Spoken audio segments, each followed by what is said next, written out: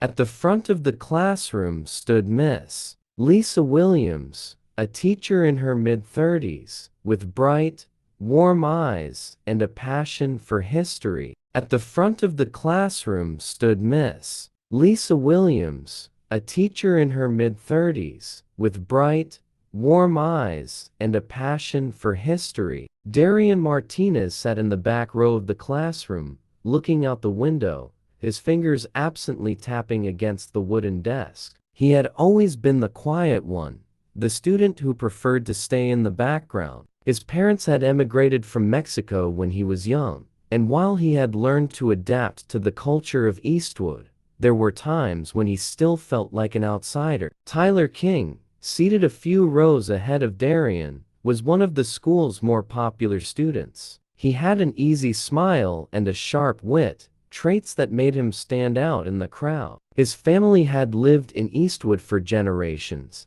and he carried the weight of his community's conservative views like a badge of honor. Tyler had always been confident in his place at the school, but he had started noticing Darian more this year, or perhaps it was Darian who had started standing out. Miss Williams had always made it a point to engage her students in conversations about injustice, history, and the implications of racism. She believed that history was a tool for understanding how power dynamics shape the world. Today, she had planned a discussion on the civil rights movement and the ways that racism still existed in modern society, even though it had evolved into more subtle forms. "All right, everyone," Miss Williams said, clapping her hands together as she stood at the front of the class. "Let's dive into today's topic: how far we've come, and how far we still have to go." Racism may not look the same as it did in the 1960s,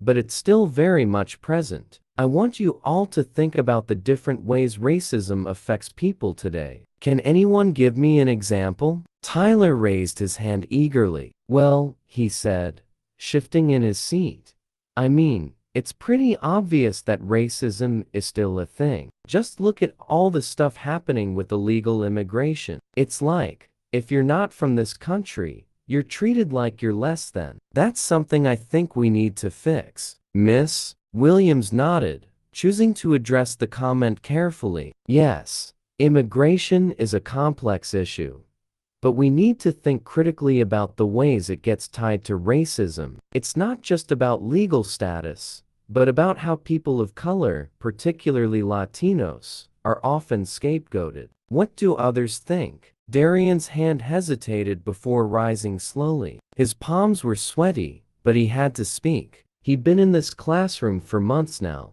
and every time the topic of race came up, he felt the weight of his identity pressing down on him. The conversation always seemed to turn in a way that made him uncomfortable, but today, he decided it was time to share his thoughts. "I think a lot of people here don't understand what it's like to be treated differently just because of where you're from," Darian said quietly, his voice barely above a whisper. "My family came to this country to work hard and have a better life, but people still look at me like I don't belong. They say things, about how we're taking jobs or causing problems, but they don't see the people behind those stereotypes." Tyler shifted in his seat, his eyes narrowing slightly. "But the truth is, Darian, a lot of people are coming here illegally, and they don't follow the rules. How are we supposed to know who's good and who's not?" Darian's heart raced. He had heard this argument countless times, but today, it felt like it was directed at him. "That's not the point, Tyler," Darian replied, his voice gaining strength. "You can't judge everyone based on the actions of a few people. It's not about following the rules, it's about the way people treat others based on where they come from. It's about racism." Miss Williams stepped in before the tension could escalate. "What Darian is talking about is exactly what we need to address. Racism isn't always about obvious hate or violence. It's about making assumptions about how we treat people differently based on things they can't control. Just like Darian said, no one should be treated like they don't belong based on their background." Tyler's face flushed with discomfort. He had never thought about it that way, and the challenge to his view left him uneasy. He opened his mouth to respond, but then hesitated, unsure of how to articulate his feelings. Instead, he looked down at his desk. For the rest of the period, the class discussion shifted, but the tension between Tyler and Darian lingered. Miss Williams tried to guide the conversation, bringing up stories from the civil rights movement and asking students to reflect on how things had changed and how they had stayed the same. But the silence between the two boys was palpable, and it was clear that the conversation about race hadn't been fully resolved. Over the next few weeks, Darian noticed the subtle ways that racism still played out at school. He overheard comments in the hallway, saw how some students made fun of his accent or made assumptions about his family. Tyler, meanwhile, was slowly beginning to question his own beliefs, though he wasn't sure what to do with the uncomfortable feelings that had arisen from their conversation in class. One afternoon after school, Darian was sitting outside, watching the sunset, when Tyler approached him. It was the first time Tyler had come up to him since their conversation in class. "Hey,"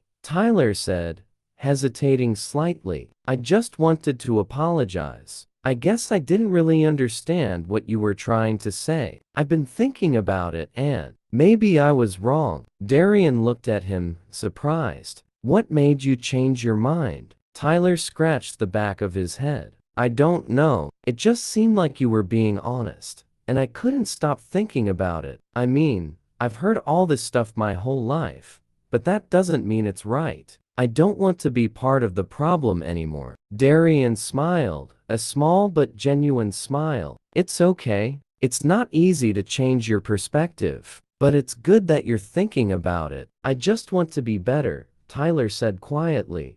The two boys sat in silence for a while, the only sound the rustling of the leaves around them. For the first time in a long while, Darian felt like he wasn't alone in this fight. The next day in class, Miss Williams noticed a subtle shift. Tyler, who had always been vocal in his opinions, seemed quieter. Darian, meanwhile, carried himself with the newfound confidence. It wasn't that everything had been resolved overnight, but the conversation about racism had begun to open new doors. There was still much to be done, but in room 204, the lesson was clear. Understanding and change often began with uncomfortable conversations, but those conversations were the first steps toward a better future. And for Darian and Tyler, it was just the beginning.